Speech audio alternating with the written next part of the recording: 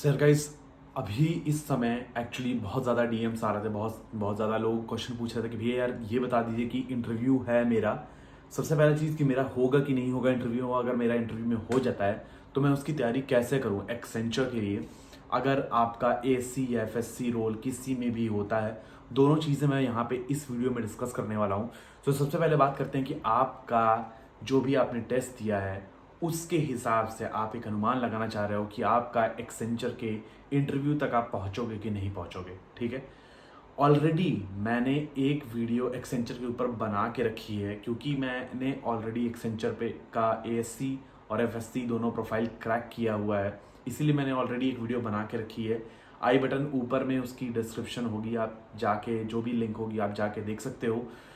और उस पर ऑलमोस्ट लगभग मोर देन 42,000 लोगों ने उसको देखा है और बहुत ज़्यादा लोगों को उससे हेल्प भी हुई है। तो आप भी जाके उस पर्टिकुलर वीडियो को इस वीडियो के बाद देख लेना। लिंक मैंने डिस्क्रिप्शन में भी दे दी है, तो आप उसको भी देख सकते हो। ठीक है, फिलहाल अभी हम बात करते हैं कि आपका इंटरव्यू में सिलेक्शन हो पाएगा कि नहीं हो पाएगा, और आपका एएससी में होगा या एफएससी में होगा, और उसके अलावा आपको कैसे प्रिपरेशन करना है अपने इंटरव्यू के लिए। ठीक है, सो सबसे इंपॉर्टेंट चीज़, जो भी आप एक का एएससी या एफएससी रोल के लिए, जो भी जिस भी पोजीशन के लिए आप इंटरव्यू के लिए जाते हो, उसको डिसाइड होता है वो आपके सिर्फ 2 कोडिंग क्वेश्चन करने से नहीं, ओवरऑल स्कोर से डिसाइड होता है। लेकिन बट जैसा कि मैंने आपसे बोला है कि इफ अगर आपने 2 क्वेश्चन किया है तो आपका एफएससी में होने का चांस ज़्यादा है, अगर आपने नहीं किया है तो आपका चांस कम है। तो मैं यहाँ बता देता हूँ, मैंने अभी तक जो भी जहाँ जितनी भी बार बोला है, मैंने अपने मतलब एक ये देखिए, कुछ ऐसा रिटर्न फैक्ट नहीं है, मैंने अपने और अपने दोस्तों के मतलब एक्सपीरियंस से ही मैं ये बता पाया था कि अगर आपने दोनों क्वेश्चन किया है तब आपके चांसेस होते हैं एफएससी में जाने के। ठीक है, इसी का कोई गारंटी नहीं है कि आपका एफएससी में हो ही जाएगा, बट तब आपके चांसेस होते हैं। बट अगर आप दोनों क्वेश्चन में से एक ऐसा होता है कि एक भी टेस्ट केस अगर मिस हो जाता है या कुछ भी होता है, तो आपके चांसेस मोस्ट प्रोबेबली कम हो जाते हैं एफएससी के लिए जाने के लिए।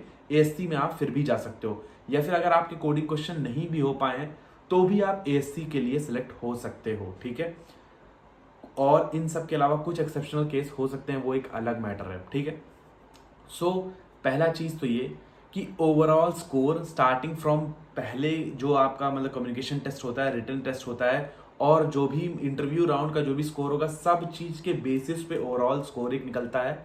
कोडिंग टेस्ट जो होता है आपका, उसका भी स्कोर ऐड करके टोटल ओवरऑल स्कोर के हिसाब से आपको एएससी या एफएससी का रोल प्रोवाइड किया जाता है। सबसे मेन और सबसे इंपॉर्टेंट चीज तो ये। ठीक है, ये पहला डाउट क्लियर हो गया, जो कि बल्क में जिसके बारे में क्वेश्चंस पूछे जा रहे थे एक्सेंचर से रिलेटेड।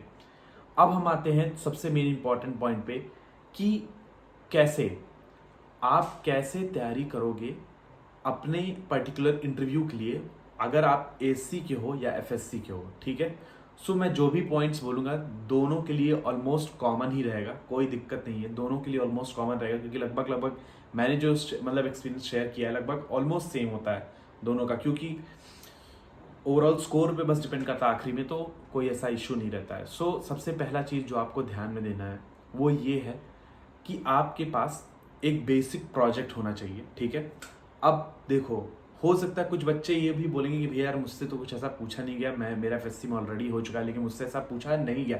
बट आपसे ऐसा पूछा नहीं गया इसका मतलब ये नहीं कि किसी और से भी नहीं पूछा जाएगा।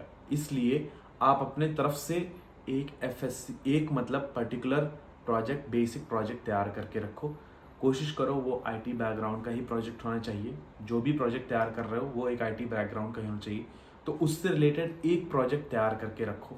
ठीक है, चाहे वो वेब डेवलपमेंट पे हो चाहे एंड्रॉयड डेवलपमेंट पे हो, एक बेसिक प्रोजेक्ट। अगर आपके पास प्रोजेक्ट नहीं है, मैंने ऑलरेडी एक वीडियो बनाई हुई है और फर्दर फ्यूचर में और भी वीडियोस आएंगे, इसलिए टू डू लिस्ट करके मैंने एक वेबसाइट बनाई है, जो कि सिर्फ और सिर्फ 10 मिनट में एक टू डू लिस्ट वेबसाइट तैयार हो जाती है। तो आप उसको देख सकते हो, चैनल में है वो प्लेलिस्ट, प्रोजेक्ट करके प्लेलिस्ट है, उसमें जाके देख सकते हो। और सब्सक्राइब कर लोगे चैनल तो फ्यूचर में इस तरह के प्लेसमेंट टिप्स और ट्रिक्स, अलग अलग कंपनी को क्रैक करना, फर्दर फ्यूचर में मैं और भी ऐसे वीडियोस लाने वाला हूं कि कंपनी के अंदर कैसे कैसे तैयारी करते हैं, क्या क्या चीज़ें करते हैं, उससे रिलेटेड भी प्रोजेक्ट आएगा, उससे रिलेटेड भी चीज़ें आएंगी, जो भी प्रोजेक्ट नहीं, जो उससे रिलेटेड भी जो भी चीज़ें रहेंगी वो सब चीज़ें आएंगी।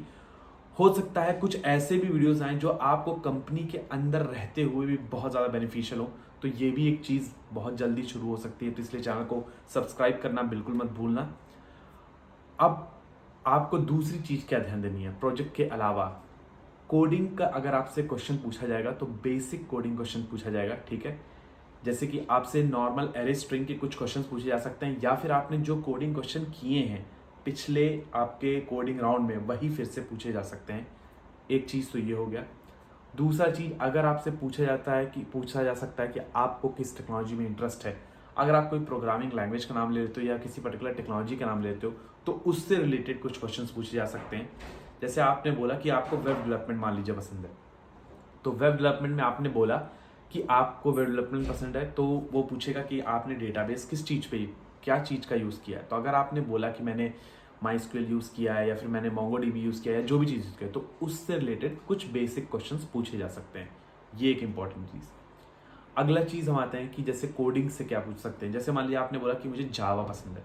अब जावा आपने अगर बोला है तो आपसे जावा के बेसिक्स क्वेश्चंस पूछे जा सकते हैं। जैसे कि मतलब बहुत ही बेसिक्स क्वेश्चंस, कोई बहुत ऐसा हार्ड नहीं। मतलब बेसिक्स, कलेक्शंस क्या होता है, एक ओवरऑल मतलब कलेक्शंस क्या होता है, या फिर हैश मैप क्या होता है, या फिर मतलब कुछ बताओ, सेट क्या होता है, इस तरह के मतलब कुछ भी बेसिक्स इंटरव्यू क्वेश्चंस पूछे जा सकते हैं। सो ये कुछ बेसिक चीज़ें हैं जो आपको ध्यान में रखना है एक्सेंचर की इंटरव्यू में जाने से पहले। उसके अलावा प्रीवियस ईयर क्वेश्चंस देख लो, GFG archives, geeks for geeks archives Accenture for Accenture करके आप सर्च करो, आपको मिल जाएगा, ठीक है। और जाओ और फिर उसके बाद उसके बारे में देखो तो तुमको बहुत ज़्यादा जानकारी हो जाएगी उस पर्टिकुलर चीज़ के बारे में कि एक्सेंचर में क्या क्या चीज़ें पूछी जाती हैं, क्या क्या प्रोसेस होते हैं इंटरव्यू की तरफ, ठीक है। ये एक चीज़। अब उसके बाद तीसरा एक चीज़ और भी मैं इंपॉर्टेंट चीज़ बता देता हूँ, जितने भी लोग इस चीज़ को लेके परेशान हो रहे हो कि भैया यार मेरा एक्सेंचर में हो तो गया है, एएससी में भी हो गया है या एफएससी में भी हो गया है, जिसमें भी हो गया है, अब आगे हम क्या करें। हमारा मॉड्यूल आने में टाइम है या फिर हमारा मॉड्यूल आ गया है, इन दोनों के ऊपर भी एक प्रेफर्ड वीडियो अगर आपको चाहिए तो आप कमेंट करके बताओ, तो फिर मैं इसके ऊपर भी एक वीडियो बना दूंगा। और साथ ही साथ में इस पर्टिकुलर वीडियो पे मैं एज्यूम करके चल रहा हूँ कि कम से कम 200 लाइक, कम से कम 200 लाइक्स का मैं एक एस्टिमेट लेके चल रहा हूँ। और मैं जानता हूँ कि आप लोग के अंदर वो पावर है कि आप कंप्लीट कर सकते हो। 200 लाइक तो कोई ऐसी बहुत बड़ी बात नहीं है, लोग यहाँ 2000 2 लाख लाइक्स मांगते हैं, मैं तो सिर्फ 200 लाइक बोल रहा हूँ। सो अगर आप 200 लाइक्स इस वीडियो पे करते हो तो कुछ और भी बहुत ही इंटरेस्टिंग चीज़ें आएंगी, जिससे कि आपको फर्दर बहुत सारी चीज़ों के नॉलेज भी मिलेंगे और साथ साथ में बहुत सारी चीज़ों के फ़ायदे भी होंगे। और साथ ही साथ में कमेंट करके बताना अगर आपको किसी भी पर्टिकुलर चीज़ पे वीडियो चाहिए, वो ज़रूर से ज़रूर आएगा, ठीक है। मुझे सपोर्ट करना चाहते हो तो लाइक कर देना वीडियो को, और हमारे फैमिली के साथ अगर जुड़े रहना चाहते हो तो चैनल को सब्सक्राइब कर देना, ठीक है। इसी के साथ आज का ये पर्टिकुलर वीडियो एंड करूँगा। एंड करने से पहले फिर से बोल रहा हूँ, कोई भी डाउट हो कमेंट करो, इस पे भी कमेंट करो। और साथ ही साथ में यार इंस्टाग्राम प्रोफाइल देव्यांश_ओझा करके उस पर भी जाके मैसेज कर सकते हो, वहाँ पे मैं इंस्टेंट रिप्लाई कर सकता हूँ। क्योंकि कई बार क्या होता है कि यूट्यूब पे जो तुम कमेंट्स करते हो वो मैं ध्यान नहीं दे पाता हूँ, कभी कभी मिस हो जाते हैं मुझसे। सो लेट रिप्लाई हो जाता है, कभी कभी नहीं भी दे पाता हूँ। तो ऐसा कुछ बुरा मत मानना कि मैं जानबूझ के नहीं देता हूँ, मैं नहीं ध्यान दे पाता हूँ कभी कभी। सो इसीलिए अगर इंस्टाग्राम पे आके वहाँ पे डीएम करोगे तो वहाँ पे मैं इंस्टेंट रिप्लाई कर सकता हूँ। सो देव्यांश_ओझा है इंस्टाग्राम प्रोफाइल और देव्यांश ओझा है लिंक्डइन प्रोफाइल। सो बस इसी के साथ ये मेहनत करते रहो और बस सक्सेस पाते रहो। तब तक के लिए स्टे ट्यून्ड, बी हेल्दी और जय हिंद।